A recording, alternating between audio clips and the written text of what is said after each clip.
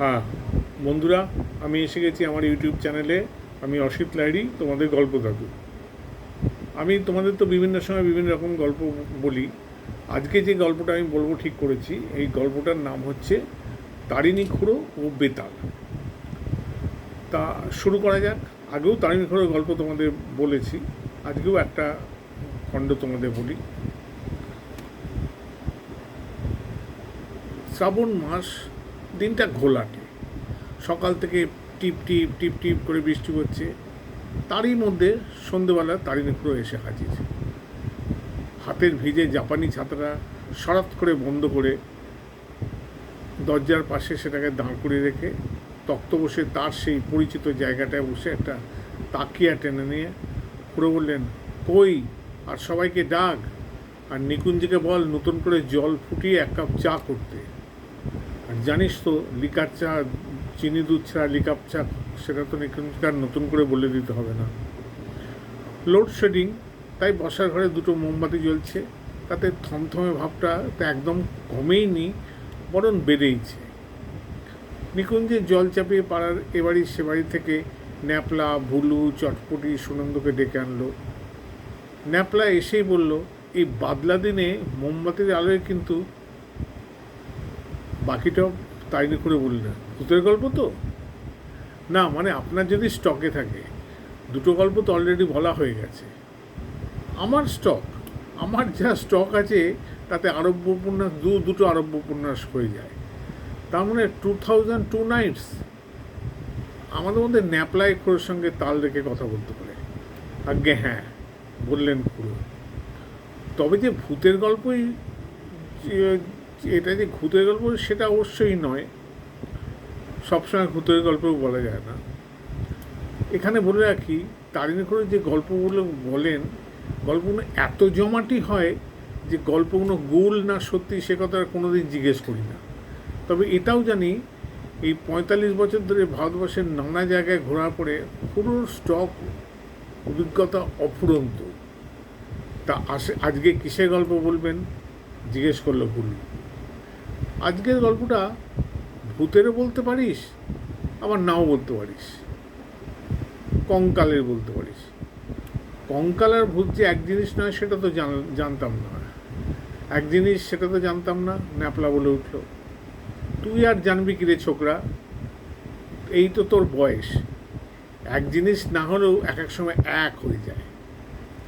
অন্তত আমি যে ঘটনা বলতে যাচ্ছি তাতে তো তাই হয়েছিল। যদি শোনার সাহস থাকে তো বল, বলতে পারি। আমরা 5 জন মিলে পরপর 3 বার আছে আছে আছে বললাম। তারপরে খুড়ো তখন শুরু করলেন, আমি তখন মালাবারে এলাচের ব্যবসা করে বেশ 2 পয়সা কামিয়ে আবার ভবঘুরে। কোচিন থেকে গেলুম কোয়েম্বাটুর, সেখান থেকে Bangalore, Bangalore to Kurnool, Kurnool to Hyderabad. First class train ছাড়া চড়ি না। ভালো হোটেলে থাকি। শহরে ঘোরার ইচ্ছে হলে ট্যাক্সি ডাকি। হায়দ্রাবাদ যাবার ইচ্ছে ছিল সালার জাং মিউজিয়ামটা দেখার। ভারী অদ্ভুত মিউজিয়াম।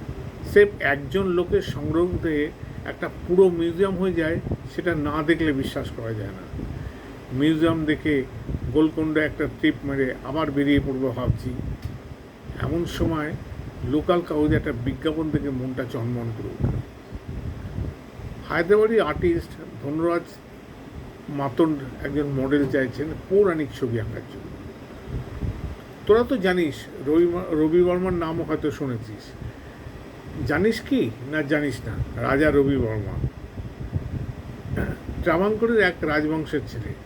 পৌরাণিক কাহিনী এঁকে এর খুব নামডাক হয়েছিল গত শতাব্দীর শেষের দিকে। ভারতবর্ষের বহু রাজরাজার বাড়িতে দেখতে পাওয়া যায় তার আঁকা বড় বড় সব অয়েল পেন্টিং। অনেকটা রবি বর্মার স্টাইলেরই ছবি আঁকে এই ধনরাজ মাতন্ড। আমি যখনকার কথা বলছি বছর 35 আগে, তখন লোকটার খুব নাম, খুব প্রসার। তার এই বিজ্ঞাপন দেখে একটা জোরালো প্রতিক্রিয়া হলো, মানে আমার মধ্যে প্রতিক্রিয়াটা হলো। পুরুষ মডেল চেয়েছে, চেহারা ভালো হওয়া চাই, রোজ সিটিং দিতে হবে, উপযুক্ত পারিশ্রমিক দেবে। তোদের তো বলেছি সে বয়সে আমার চেয়ারে ছিল লাইক এ প্রিন্স, তার উপর ডন বৈঠক দেওয়া শরীর, গায়ে জব্বা, মাথায় মুকুট, আর কোমরে তলোয়ার দিয়ে যে কোনো নেটিভ স্টেটের সিংহাসনে বসিয়ে দেওয়া যায়।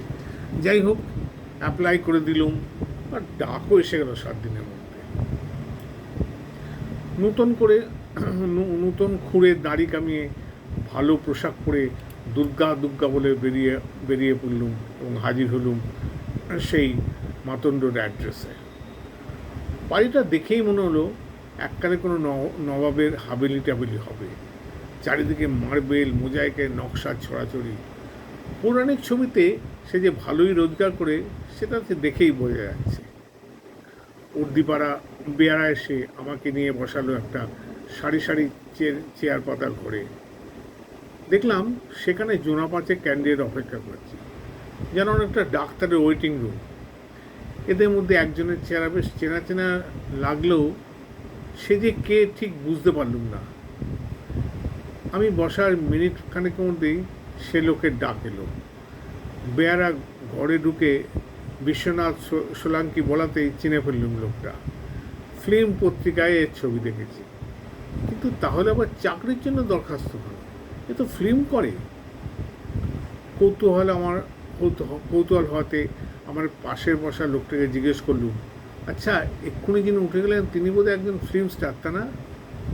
ভদ্রলোক হেসে বললেন, স্টার হলে কি আর এখানে দেখতে পেতে? স্টার হতে চেয়েছিল, কিন্তু হতে তো পারল না। পরপর 3টি ছবি ফ্লপ করার পরে মার খেতে খেতে এখন অন্য রাস্তা দেখছে। ভদ্রলোক আরও বললেন, সোলাঙ্কি নাকি হায়দ্রাবাদের ছেলে, ধনী বাপের পয়সা উড়িয়েছে জুয়া খেলে আর ফুর্তি করে। তারপর বোম্বাই গিয়ে ফিল্মের হিরো হওয়ার চেষ্টায় বিফল হয়ে আবার এখানে ফিরে আসছে। যিনি এসব খবর দিলেন তিনি নিজেও অবশ্য একজন ক্যান্ডিডেট। 5 জনের সকলেই মডেল হওয়া এসেছেন, তবে তার মধ্যে সোলাঙ্কির চেহারাটা মোটের ওপর ভালো, যদিও যাকে পৌরস বলে সেই জিনিসটা একটু অভাব মনে হলো। আমার ডাক পড়লো সবার শেষে। যে ঘরে ইন্টারভিউ হচ্ছে দেখলুম স্টুডিও, কারণ একদিকে রয়েছে বেশ বড় একটা কাঁচের জানলা, ঘরের একপাশে একটা ইজেল,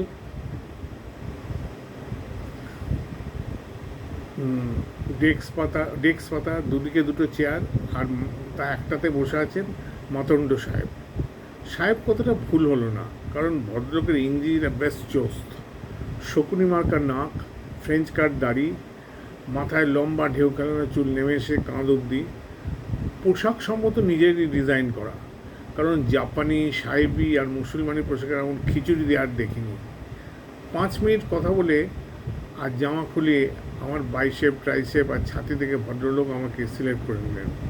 ডেলি সিটিংয়ে 100 টাকা, অর্থাৎ 3 মাসে 30 দিন কাজ করলে 3000 টাকা। আজকের দিনে প্রায় 10-12 হাজারের সমান। পরের দিন থেকেই কাজ শুরু হয়ে গেলো। যে কোনো পৌরাণিক ঘটনাই হোক না কেন, তাতে প্রধান পুরুষ চরিত্র হবো আমি। নারী চরিত্রের জন্য আছেন মিসেস মাতণ্ড আর ওদেরই 19 বছরের মেয়ে শকুন্তলা। খুচরো পুরুষের জন্য মডেলের অভাব নেই। মাতণ্ডের পৌরাণিক পোশাকের স্টক বিশাল। পাগড়ি, মুকুট, ধুতি, চাদর, কোমরবন্ধ, তাগা, তাবিজ, নেকলেস সবই আছে। অর্জুনের লক্ষ্যবাদ দিয়ে শুরু হলো, তার জন্য জবরদস্ত একখানা ধনুক করিয়ে রেখেছেন আর্টিস্ট মশাই। হুসেন শহরের লেক থেকে 5 মিনিট হাঁটা দূরত্বে 150 টাকা ভাড়ায় 2টি ঘর নিয়ে নিলাম আমি। বাড়িওয়ালা মোলাতে হোসেন অতি সজ্জন ব্যক্তি। বাঙালিদের সম্বন্ধে তার একটু উঁচু ধারণা। রোজ সকালে আন্ডা টোস্ট খেয়ে বেরিয়ে পড়ি, সকাল 9টা থেকে 1টা অবধি সিটিং, তার মধ্যে চা পানের জন্য 10 মিনিটের একটা বিরতি থাকে 11টায়। কাজের পর বাকি দিনটা ফ্রি থাকি। হায়দ্রাবাদ শহর ঘুরে দেখি, সন্ধ্যাবেলা লেকের ধারে একটু বেরিয়ে 10টার মধ্যে ঘুমিয়ে পড়ি। এছাড়া আর একটা কাজ করা আছে, সেটা হলো পুরাণের গল্প করে মাতণ্ডের জন্য সুইটেবল সাবজেক্ট খুঁজে রাখা। মাতণ্ড নিজে শুধু রামায়ণ ভাবটাই পড়েছে, তাও তেমন খুঁটিয়ে নয়, তাই বিশাল কোনো একটু মামুলি হয়ে পড়ছে। আমি মাতণ্ডকে বললাম রাজা বিক্রমাদিত্যের কিছু ঘটনা। যেগুলোর মনে ধরেছিল। আমি জানতাম বিক্রমদীপের চেহারার পক্ষে আমার চেহারাটা খুব জুৎসই, কিন্তু কাজের বেলা গণ্ডগোলটা কোথায় যে হলো আর কীভাবে হলো সেটাই আজকে বলবো। 4 মাস একটানা শিটিং দিয়ে 8টা ছবি হয়ে গেছে। এমন সময় একদিন সন্ধ্যেবেলা লেকের ধারে বেরিয়ে বাড়ি ফিরছি, একটা পুরনো মসজিদের পাশ দিয়ে যাচ্ছি। রাস্তাটা নিরিবিলি, শান্ত। মসজিদের উল্টো দিকে একটা তেঁতুল গাছের নিচে পৌঁছেছি। এমন সময় পেছন দিক থেকে মাথায় একটা বাড়ি খেয়ে চোখে ফুলঝুরি দেখলাম। জ্ঞান হলে দেখি হাসপাতালের বিছানায় শুয়ে আছি। মাথার বাঁদিকে বেদম পেন। রাস্তায় অজ্ঞানে পড়ে থাকতে দেখে এক সহৃদয় ব্যক্তি তার গাড়িতে তুলে সোজা হাসপাতালে নিয়ে এসছেন। হাতের ব্যথা আর কিছুই না। যখন পড়েছি তখন রাস্তায় একখণ্ড পাথর লেগে কনুইটা ফ্র্যাকচার হয়েছে।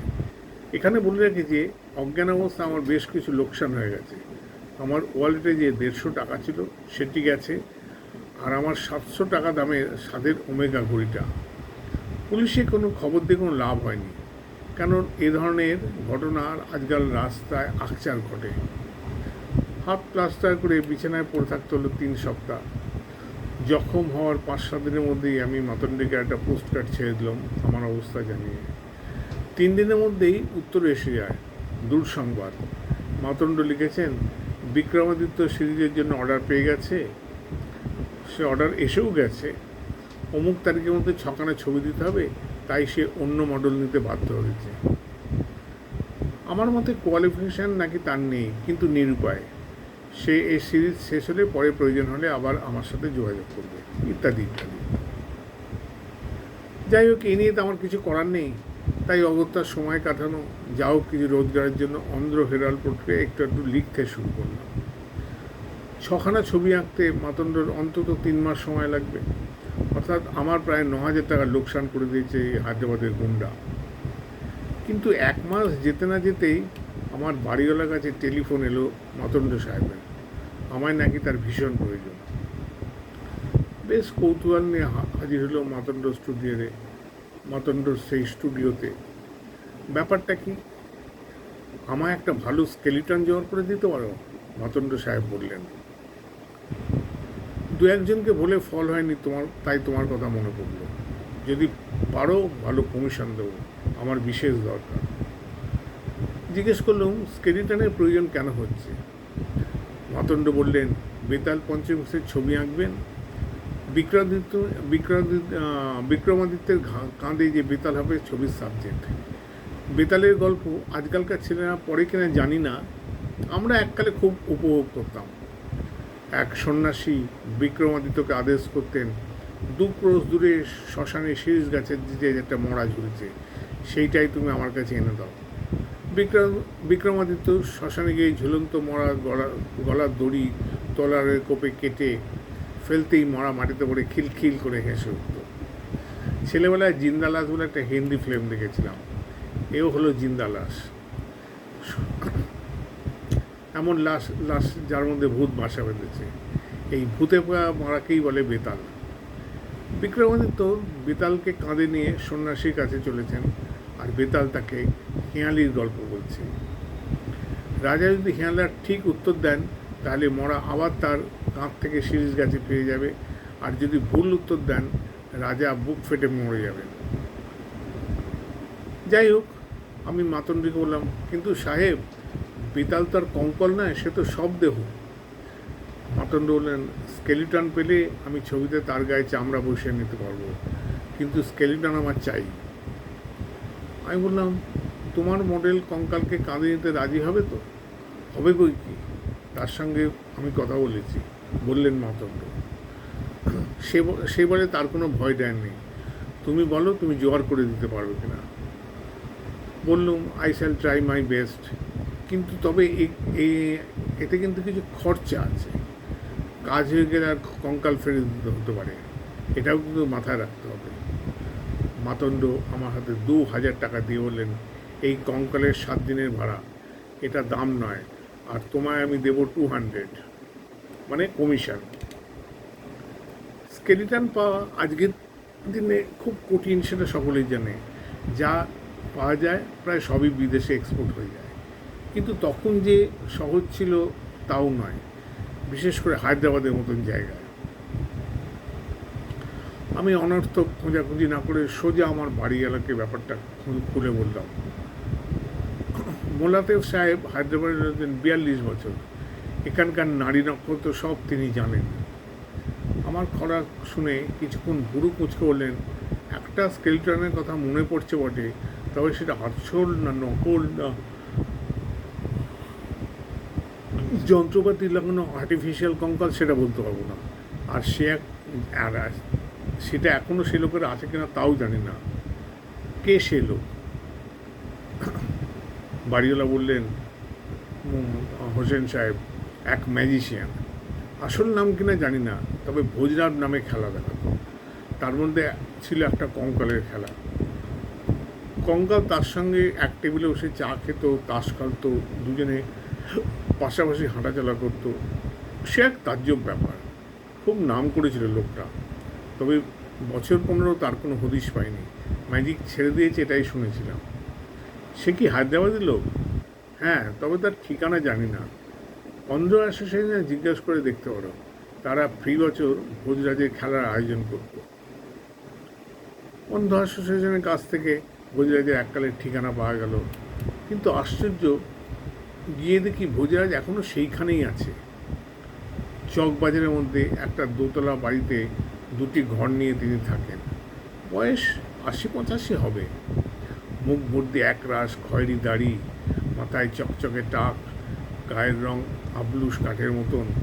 আমায় দেখে হিন্দি থেকে প্রথমেই যে কথা জানেন, বাঙালিবাবুর নসিব খুব খারাপ যাচ্ছে মনে হচ্ছে। লোকটা আমাদের গুনতে জানে। এবারে ভনিতা না করেই আসল ব্যাপারটা তার কাছে পেশ করলাম। বললাম, যদি সে কঙ্কাল এখনও আপনার কাছে থাকে আর সেটাকে যদি সপ্তাহখানের জন্য ভাড়া দিতে পারেন, তাহলে আমার নসিব কিছুটা ইমপ্রুভ করতে পারে। যিনি ভাড়া নেবেন তিনি 2000 টাকা দিতে রাজি আছেন। সে কঙ্কাল এখনও আছে কি? একটা কেন, দুটো আছে। হ্যাঁ হ্যাঁ হ্যাঁ হ্যাঁ করে তিনি হেসে উঠলেন। আমি একটু থতমত খেয়ে গেলুম। আরে হ্যাঁ, কঙ্কাল তো তোমারও আছে, বললেন ভোজরাজ। নয় কি? শরীরটা চিরে ফেলে কঙ্কাল আছে বলেই তো চলে ফিরে বেড়াচ্ছ। তোমার কঙ্কাল তো আমি চোখের সামনে দেখতে পাচ্ছি। পুনয়ের হাতে চির ধরলো, ডাক্তার আবার সেটাকে জুড়ে ধরলো। তুমি জোয়ান বলেই জোরালো গেলো। কিন্তু আমি যদি মাথায় বাড়ি খেয়ে পড়তুম, আমাকে আর কোনোদিন উঠতে হতো? এই সুযোগে আর প্রশ্ন না করে পারলুম না। আমাকে কে জখম করেছিল সেটা বলতে পারেন? এই ভেরি অর্ডিনারি গুণটা, বললেন ভোজরাজ। তার পেছনে অন্য কেউ আছে কিনা জানি না, থাকতেও পারে। তবে সেটা জানতে পারে আমার কঙ্কাল। সে আমার চেয়ে অনেক বেশি জ্ঞানী। তুমি যে চাইছো কঙ্কাল, আমি দিতেও প্রস্তুত আছি। অনেক কাল রোজগার নেই, ধার দেনা জমে গেছে বিস্তর। 2000 পেলে সব শোধ হয়ে যাবে, আমিও নিশ্চিন্তে মরতে পারি। কিন্তু একটা কথা বলি তোমায়, এই কঙ্কাল কিন্তু যে সে কঙ্কাল নয়। যার কঙ্কাল তিনি ছিলেন সিদ্ধ পুরুষ। মাথি থেকে 5-7 শূন্যে উঠে যোগ সাধন করতেন। বায়ু থেকে আহরণ করতেন। ফলমূলেরও দরকার পড়তো না। তার তেজ ছিল অসামান্য। একবার তার সাধনায় এক চোর কুঠিরে এসে ঢুকে ঘটি বাটি সরাতে হয়েছিল।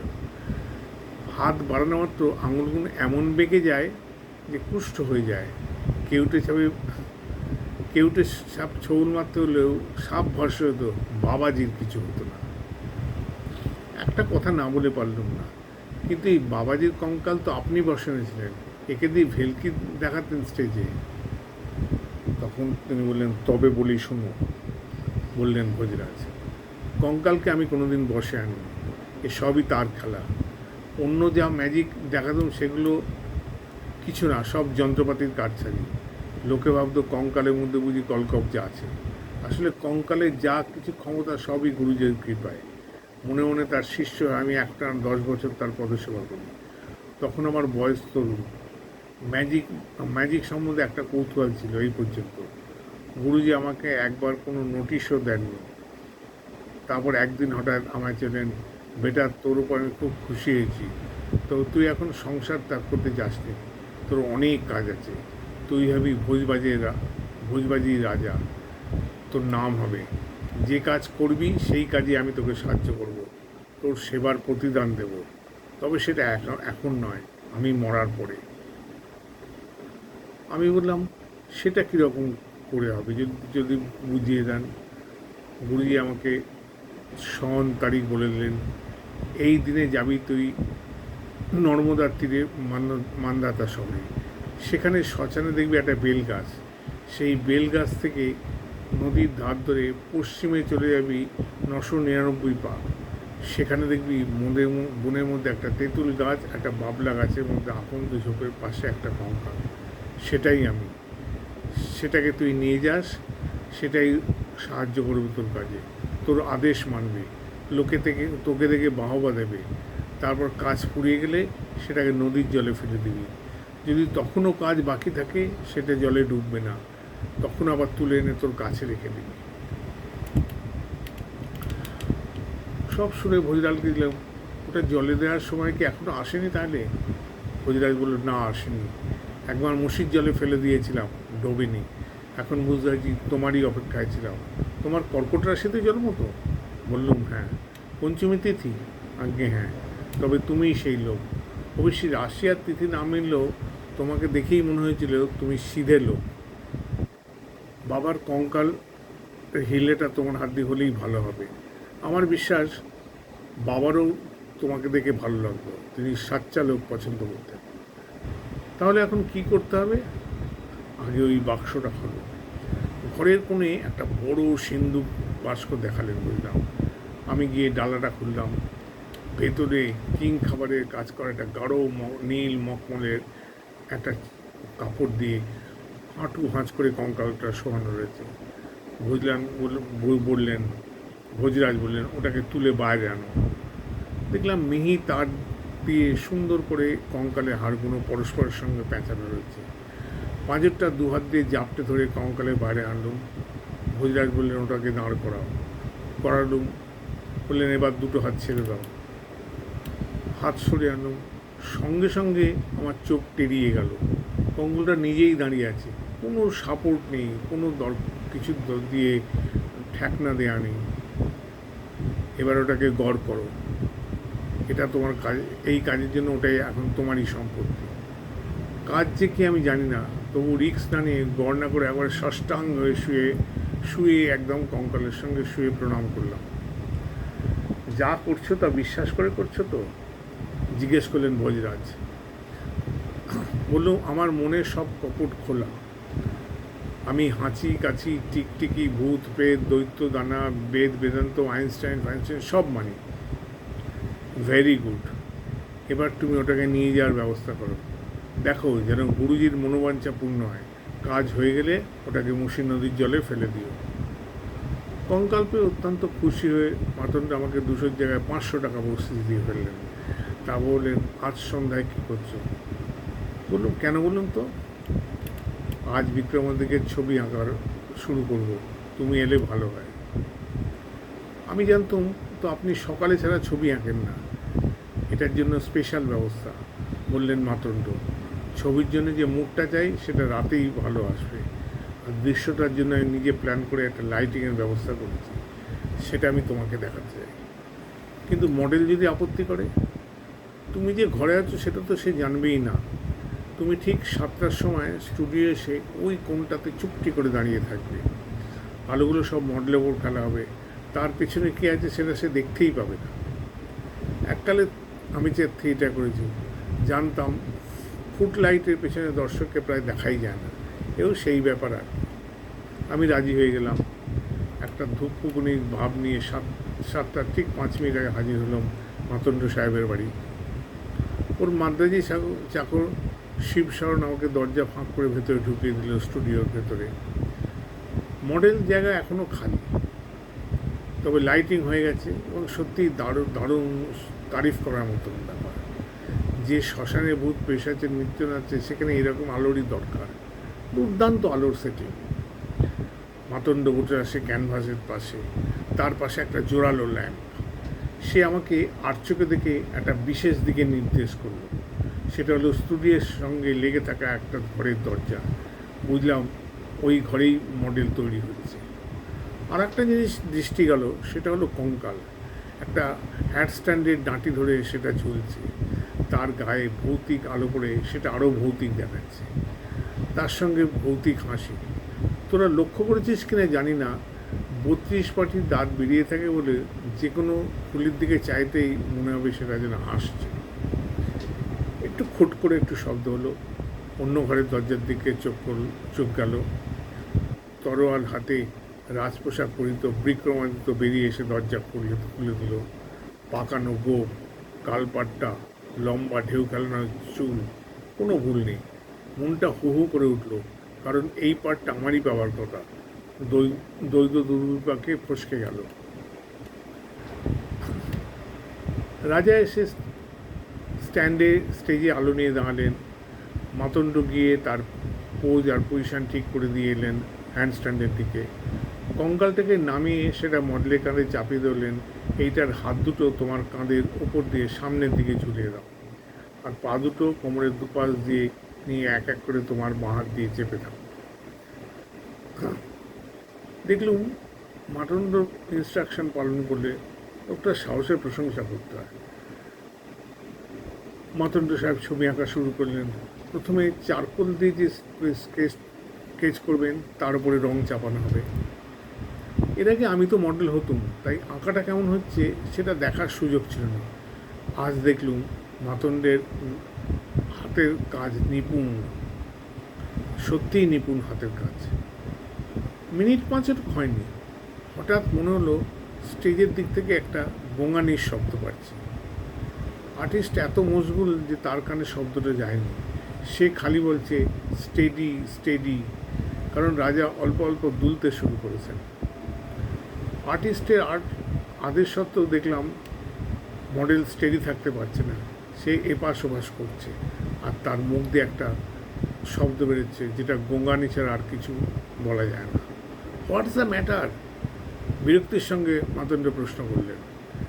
এদিকে ম্যাটারটা কিন্তু আমি বুঝে ফেলেছি, কারণ চোখের সামনে দেখতে পাচ্ছি কী ঘটতে যাচ্ছে।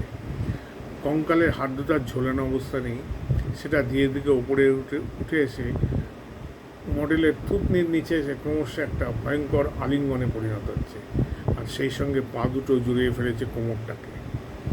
সেটা কোনোদিন খোলা যায় বলে মনে হচ্ছে না, একদম চেপে ধরে আছে। মডেলের অবস্থা এখন শোচনীয়, তার গোঙানি এখন আর্তনাদে পরিণত হয়েছে। সেই তরোয়াল মাটিতে ফেলে দিয়ে সমস্ত দেহটাকে ঝাঁকিয়ে দু হাতের সমস্ত থেকে কঙ্কালে হাত দুটোকে আলাদা করার চেষ্টা করছে। মাতণ্ড একটা চিৎকার করে দৌড়ে গেছেন মডেলের দিকে, কিন্তু দুজনের কম্বাইন্ড চেষ্টা আর শক্তি প্রয়োগে কোনো ফলই হলো না। মাতণ্ড হাল ছেড়ে দিয়ে টলতে টলতে পিছিয়ে এসে ইজেলটাকে উল্টে ফেলে আমারই পাশে দেয়ালে গায়ে এড়িয়ে পড়ল। আমার তখন কিংকর্তব্যের অবস্থা, কিন্তু সে ভাবটা বেশিক্ষণ থাকেনি। তারই মধ্যে মডেল এসে কঙ্কাল স্বরে মারতে নিচে গড়াগড়ি কাটছে। এদিকে ঘরে মাঠে বলছেন ডু সামথিং ডু সামথিং। এবার আমাকে বাধ্য হয়ে এগিয়ে আসতে হলো। এগিয়ে এলুম মঞ্চের দিকে। আমার কিন্তু ভয় কেটে গেছে এর মধ্যেই, কারণ মন বলছে কঙ্কাল আমার কোনো ক্ষতি করবে না এবং আমার কোনো চেষ্টায় বাধা দেবে না। কাছে যেতেই একটা অদ্ভুত দৃশ্য থেকে মাথাটা ভোঁ করে উঠল। রাজার চুল, গোঁফ, গালপাট্টা সবই আলগা হয়ে খসে পড়েছে, ফলে তার মুখটা যে বেরিয়ে পড়েছে সেটা তো আমারই চেনা মুখ। ইনিই হলেন সেই ফিল্মের মার খাওয়া হিরো বিশ্বনাথ সোলাঙ্কি। মুহূর্তের মধ্যে চোখের সামনে একটা পর্দা সরে গেল, জাজুল্যমান সত্যটা বেরিয়ে এলো, সেই সঙ্গে মাথায় ফিরিয়ে এলাম পৈশাচিক বুদ্ধি। আমি সোলাঙ্কির ওপর ঝুঁকে বললাম, এবার বলো তো, আমার জায়গাটা দখল করার জন্য আমার মাথায় বাড়ি তুমিই মারিয়েছিলে কিনা? না বললে কিন্তু কঙ্কালের হাত থেকে মুক্তি নেই তোমার। সোলাঙ্কির চোখ ঠিকরে বেরিয়ে আসছে, সেই অবস্থায় দম বেরিয়ে আসে বলো, yes yes yes, please save me, please save me, save please. আমি মাতণ্ডর দিকে বললাম, তুমি সাক্ষী রইল, কারণ একে আমি পুলিশে দেবো। মাতণ্ড ঘাড় নেড়ে সায় দিলেন, হ্যাঁ বললেন। এবার কঙ্কালের হাত দুটো মৃদু টান দিতেই সেটা রাজের কাঁধ ছেড়ে উঠে এলো, সঙ্গে সঙ্গে কোমরের পা দুটো খুলে গেল। এরপরে সোলাঙ্কি মশাই আর মডেল হওয়া হয়নি, কারণ তাকে কিছুদিনের জন্য পুলিশের জিম্মায় থাকতে হয়েছিল। তার জায়গায় বিক্রমাদিত্য সিরিজের হিরো হলেন তারিণচরণ বাড়ুজ্যে। ঘটনা মাটনদেরকে কাবু করে দিয়েছিল ঠিকই, কিন্তু দিন 7 মধ্যে আবার রিকভার করে তিনি আবার পুরনো করে কাজ আরম্ভ করে দেন। বেতালের ছবি শেষ হওয়ার পরের দিনই মসৃণ নদীর জলে কঙ্কালটাকে ফেলে দেন। চোখের নিমেষে সেটা তলিয়ে গেল জলের তলায়। তা বন্ধুরা, এই হলো বেতাল ও কারণগুলো বেতালের গল্প। তা তোমাদের কেমন লাগলো তোমরা অবশ্যই জানাবে। তোমরা লাইক দেবে, কমেন্টসের মাধ্যমে আমাকে জানাবে, এবং অবশ্যই তোমরা এটাকে শেয়ার করবে আর আমার এই চ্যানেলকে সাবস্ক্রাইব করবে, যাতে আমরা ভবিষ্যতে তোমাকে আরও বেশি বেশি করে গল্প তোমাদের কাছে পৌঁছে যেতে পারি। তাহলে আজকের মতন শেষ, টাটা। এর পরের দিন অন্য কোনো গল্প নিয়ে আসবো বা উপনিষদের গল্প নিয়েও আসতে পারি। তাহলে এখন রাখছি, পরে দেখা হবে।